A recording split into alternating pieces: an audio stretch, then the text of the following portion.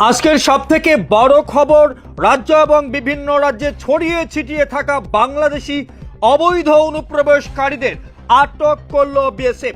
প্রায় ৩০০ বাংলাদেশি অবৈধ অনুপ্রবেশকারীকে আটক করেছে বিএসএফ। বিস্তারিত আলোচনা করছি।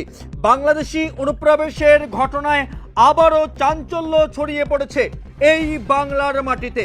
ঘটনাটি পশ্চিমবঙ্গের উত্তর ২৪ পরগনা জেলার স্বরূপনগর থানার হকিমপুর চেকপোস্টের সামনে এই চিত্র ক্যামেরাবন্দি হয়েছে।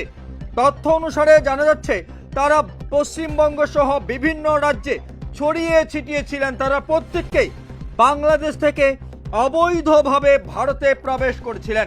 ছবি ক্যামেরাবন্দি হয় এবং যেই ছবি আপনারা দেখতে পাচ্ছেন, যে চেকপোস্টের সামনে অর্থাৎ হকিমপুর চেকপোস্টের সামনে প্রায় ৩০০ জন বাংলাদেশি নাগরিক তারা অবৈধ পথে ভারতে প্রবেশ করেছিলেন এবং ঠিক তারা বাংলাদেশে ফিরে যাওয়ার চেষ্টা করার সময় বিএসএফ এর জালে তারা আটকে পড়েন এবং তাদের জিজ্ঞাসাবাদ করা হচ্ছে। এই মুহূর্তে ১৩৪ নম্বর ব্যাটালিয়নের বিএসএফ এর জওয়ানরা তাদের জিজ্ঞাসাবাদ করছেন।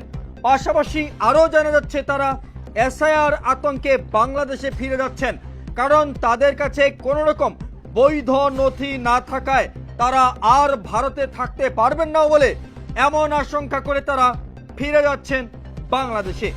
সাতক্ষীরা জেলা। কোথায় থাকতেন? এদিকে কোথায় থাকতেন? আটঘর চিনার পার। কি কাগজপত্র কিছু নেই? আধার কার্ড, আই কার্ড কিছু নেই? অবৈধভাবে থাকতেন? হ্যাঁ, আমরা এই মানে বাসা বাড়ি কাজ করি, এইভাবে মানে পেটের দায়, আমরা এবারে। বাড়ি কোথায়? বাংলাদেশের বাড়ি কোথায়? সাতক্ষীরা জেলা। এখন কোথায় যাবেন? বাংলাদেশে যাব। সাতক্ষীরা জেলা।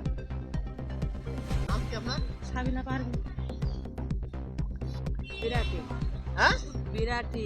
বিরাটি বাড়ি? বাংলাদেশে এদিকে বাড়ি। কোথায় যাচ্ছেন? বাংলাদেশে বাড়ি। আচ্ছা, বাংলাদেশে বাড়ি। হ্যাঁ। এখানে কোথায় ছিলেন এতদিন? বিরাটি। বিরাটি থাকতেন? কোনো কাগজপত্র নেই? না। অবৈধভাবে থাকতেন? হ্যাঁ। এখন কোথায় যাচ্ছেন? বাংলাদেশে যাচ্ছে। বাংলাদেশে। বাংলাদেশে কোথায়? বাংলাদেশে কোথায়? বাংলাদেশে কলরা থানা হ্যাঁ। কুশুটাঙ্গা গ্রাম। কোথায় থাকতেন এখানে? বিরাটি। বিরাটি থাকতেন? সবাই বিরাটি থাকতো? না না, তারপরে কি কোনো কাগজপত্র নেই? আধার কার্ড, আই কার্ড কিছু নেই? অবৈধভাবে থাকতেন? তারপরে এখন এখন চলে যাচ্ছে। কি নাম আপনার? আফসার।